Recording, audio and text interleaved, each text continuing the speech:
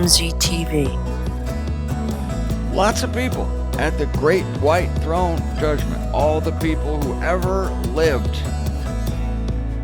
with the exception of those who believe, whether in the Israel gospel or the gospel of Paul to the nations, they will rise from the dead at the great white throne. Yes, even the inhabitants of Sodom and Gomorrah, who were incinerated with fire and sulfur, and who many of the Christians think are now destroyed forever, or they're burning in hell.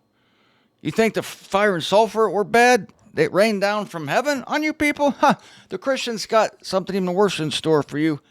You were zapped in an instant on that day. How would you like to taste the fire and sulfur for eternity? Well, Christians have it lined up for you with the mistranslation of the critical word ion, in the Greek, ionian. But anyway, that's another topic for another day. The great white throne judgment. The inhabitants of Sodom and Gomorrah will be there. The priests, the evil priests, Pharisees of our Lord's day will be there. Michael Jackson will be there. Elvis will be there. Mother Teresa, Billy Graham, Adolf Hitler. Hell, Adam will be there. Can you imagine meeting that guy finally? Job will be there. These people aren't going to live during the 1,000 years, because in order to do that, you had to be an Israelite. And Israel didn't exist until Abraham's grandson, Jacob, whose name was turned to Israel, had 12 kids, became the 12 tribes of Israel. You can't be an Israelite before that. And the 1,000-year kingdom has to do with Israel. So anybody that lived before that time, doesn't matter how unfair this seems, whoever lived before that time, well, they never got an opportunity. No, it's not about opportunity. It's about the choosing of God. They will stand up at the great white throne. And what happens at the great white throne? That's a great question. And this is one area where I vehemently disagree with Mr. A.E. Nock. As you know, I have a great deal of respect for Adolf Ernst Nock, the translator of the Concordant version of the Old Testament, and the Concordant Literal New Testament. The guy was born in the late 1800s, lived till 1960, did an amazing amount of work, has a spectacular commentary on the entire New Testament. You can read it free online. Go to concordant.org, then hit expositions, then scroll down and you'll see concordant commentary on the New Testament. Get the hard copy if you're old school like me, or you can read it free online. I agree with them in many, many, many instances, more instances than I don't. But in Revelation chapter 20, I believe he makes a very critical mistake, and it's uncharacteristic of him. And he even explains in the concordant commentary on the book of Revelation why he translated this particular important verse the way he did. And when he explains it, you have to scratch your head and say he's basically admitting that he overrode the majority of the ancient manuscripts in order to believe one of the manuscripts. Anyway, I'm going to get into that. This is Martin Zender, by the way, and you are at MZTV, the Great White Throne Judgment. Listen to this. I'm going to read it from Revelation 20. Then I'm going to read part of A.E. Nock's commentary. Then I'm going to tell you why I disagree, give you the details. And then I'm going to tell you what is going to happen at the Great White Throne. It's going to be a great comfort to you.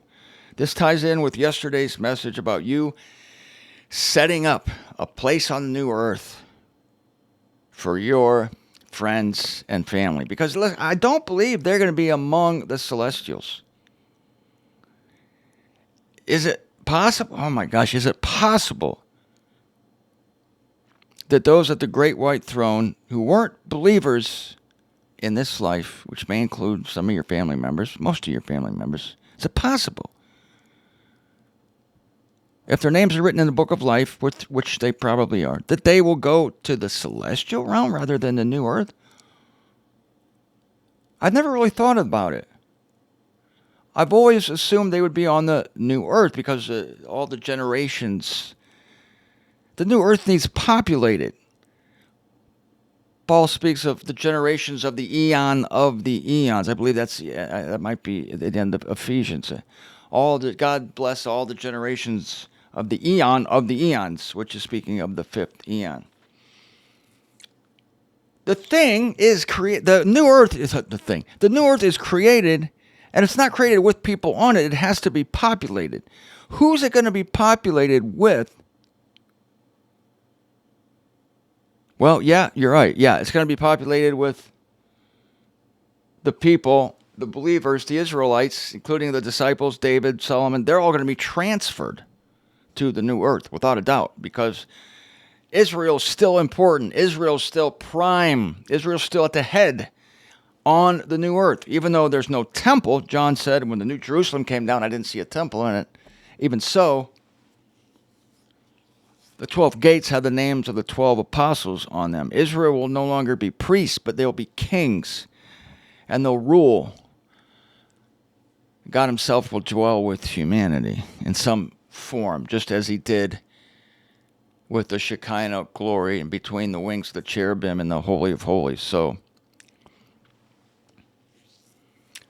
So all those redeemed peoples who were born during the 1,000-year millennium, they got to live somewhere. This is assuming they don't die, because people are going to die in the 1,000 years on the millennial earth. They'll just live a long time, like they did in the days before Noah. The earth was more conducive to longevity. Now, nobody wants to live a long time. I should just speak for myself. I don't. But this earth is small. This earth's size is not going to change during the 1,000 years. So there might be a lot more people. I think people are still going to be having sexual relations. I'm not sure the elites will be doing that. I don't think the apostles will be having sex. Because those who are worthy to attain to that kingdom, said our Lord, are neither married nor given in marriage. They neither take wives nor are wives given to the sons of that time. But the other people are going to be procreating. So these are going to be transferred. There's no other place for them. Unless they do go to the celestial realm. As I'm thinking about this, if we look at the template, now I'm not saying we can follow everything point for point, but if you look at the template, our Lord did say, where I'm going, there you shall be also. That where I am going, you shall be also. But we know they're not going to be in heaven, and he went to heaven, but he went to prepare a place for them. But it's going to be on earth. That's without a doubt. Without a doubt. So I don't think the words that where I am, there you will be, I don't think you can conclusively conclude from that the disciples, in fact, I don't think you can say this at all, that the disciples are going to be in heaven because Jesus went to heaven. No. I go to prepare a place for you, that where I am, speaking of where I am during the millennium, Jesus Christ will be chief priest on the earth during the millennium. So I think our Lord was speaking of that place, that where I am at that time, there you shall be. Now, Joseph brought them to the land where he was.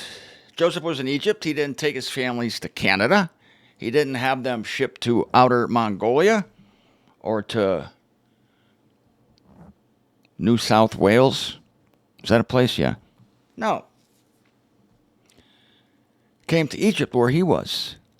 So is it possible that our loved ones, and even our hated ones, when their names are found to be written in the book of life, assuming that they are, will go to the celestial realm, where there are also cities, also buildings, avenues, great squares, great hubs of travel, great theaters. It's possible now that I'm thinking about it. I'm fine with it either way. God knows it's going to be spectacular no matter where they are. I just think that their bodies will be suited to earth. But again, as I'm talking here, I don't know for sure. I just know that we are going to, this is what I know for sure. As I said yesterday, we for sure are going to set it up for them. We're going to prepare a place for them. And it could be that we would say, so that where I am, you may be also. We may be at that time speaking as our Lord spoke, where I am when I set these cities up for you, when I set these places up for you, that where I am would be on the new earth. Because it could be that we will have detached offices on the new earth. Our main headquarters will be in the celestials, but of course, if you're rich in this eon and there's certain cities you like to go to, you buy several houses. Like Elton John has a house in Atlanta. He has a house in England. He has a couple more houses. Celine Dion. These people have houses everywhere. Why wouldn't we have mansions or our own city on the new earth? For when we visit. Well, I want to stay at a Motel 6, okay? Oh, yeah, it'll be an advanced culture. Okay, it'll be a Motel 12. I don't want to stay at the Motel 12, not even the Motel 24. So, that could be. Either way, going to be great. But there they are at the Great White Throne. Books are opened. Now, listen to this. I'm going to read you what I believe to be a very bad translation, a rare bad translation in the Concordant Literal New Testament. Verse 11, Revelation 20.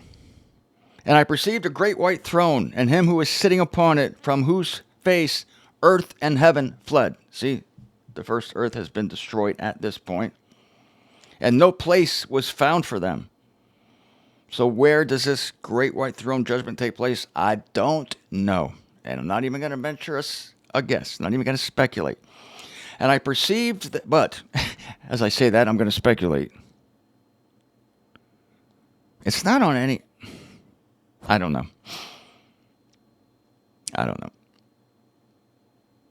And I perceived the dead, the great and the small, standing before the throne. And scrolls were opened, and another scroll was opened, which is a scroll of life. And the dead were judged by that which is written in the scrolls in accord with their acts. Verse 13, and the sea gives up the dead in it, and death and the unseen give up the dead in them. And here's the translation. Listen to this. And they were condemned, each in accord with their acts. They were condemned. In other words, everybody at the great white throne is condemned. A condemnation is a negative judgment. It's bad. You don't want to be condemned. Judgment is okay. You don't know what's going to happen, but condemned. So in other words, the book of life is opened just for the hell of it.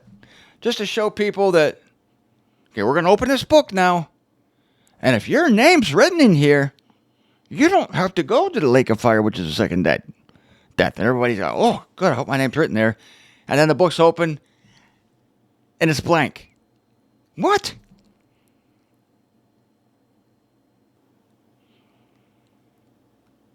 Everybody is going to the second death? Mother Teresa?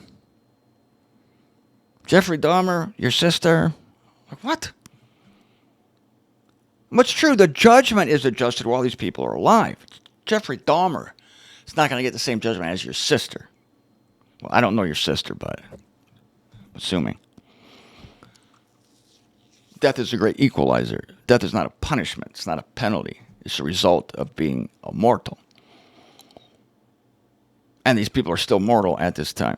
So some, if their acts have been sufficiently poor, such as Jeffrey Dahmer, will go to the second death. But according to A. Enoch's translation here, everybody's going there. And they were condemned. They were judged and they were condemned. No exceptions. And dead in the unseen, I'm in verse 14 of the unveiling, chapter 20. That is the book of Revelation. The true name of it is the unveiling of Jesus Christ. And the death and the unseen were cast into the lake of fire. This is the second death, the lake of fire. And if anyone was not found written in the scroll of life, he was cast into the lake of fire. There it is. If anyone was not found written in the scroll of life, therefore everybody into the lake of fire, because they were condemned. But But I want now to read an excerpt from the Concordant Commentary, A. Enoch. Listen to this. No one whose name is in the scroll of life will have any part in this judgment, for these are not merely judged, but condemned. Here's where he postures a little bit. Here's where he does a little dance. It is true that most of the manuscripts read judged, but Sinaiticus seems more likely to be right here, as the preceding Kai, K-A-I, may easily lead to the omission of the prefix cat. K-A-T, I'm going to explain all this, hang in, which changes judge to down judge or condemned. This is not the resurrection of life. Well, it's a resurrection to life. It's not a resurrection of life. It is not a vivification. I'm still quoting Knock. That's true. It's not a vivification.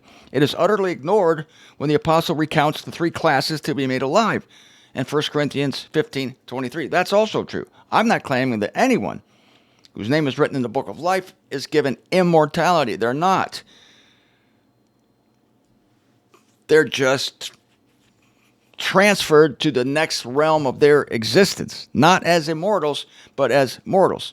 And as I'm talking now, I'm hearing myself say this.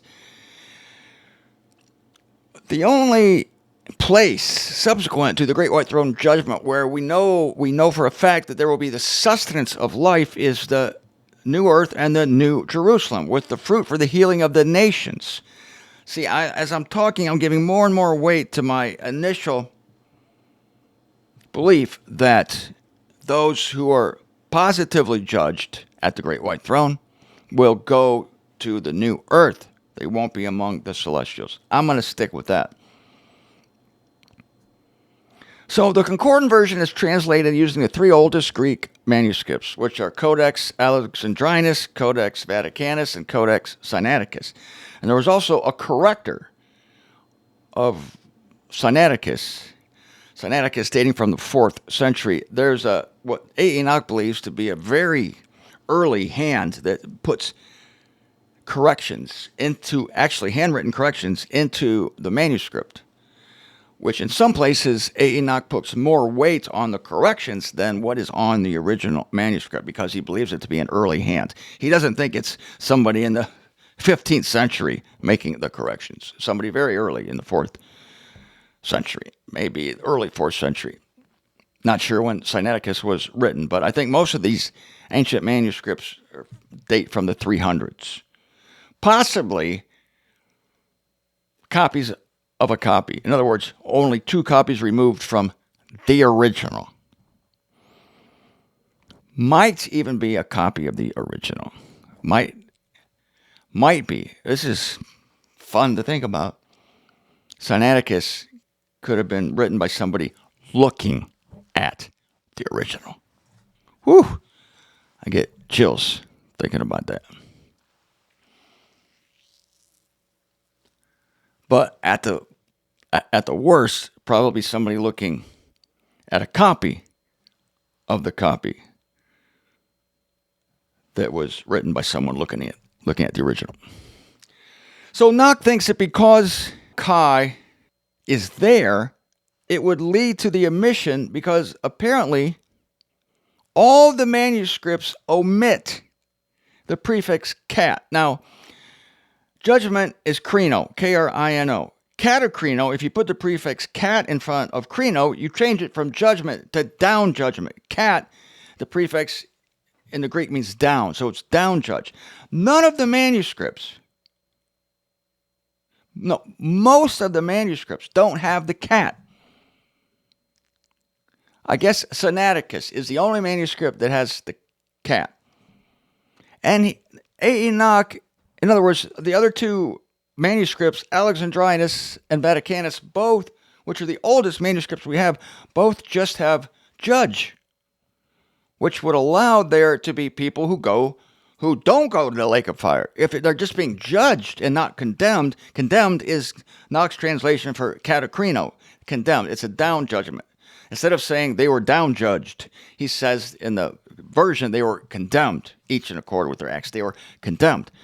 But 2 of the 3 manuscripts, and possibly even the corrector of Sinaiticus, have judged. There's no kata, there's no prefix, cat in front of it.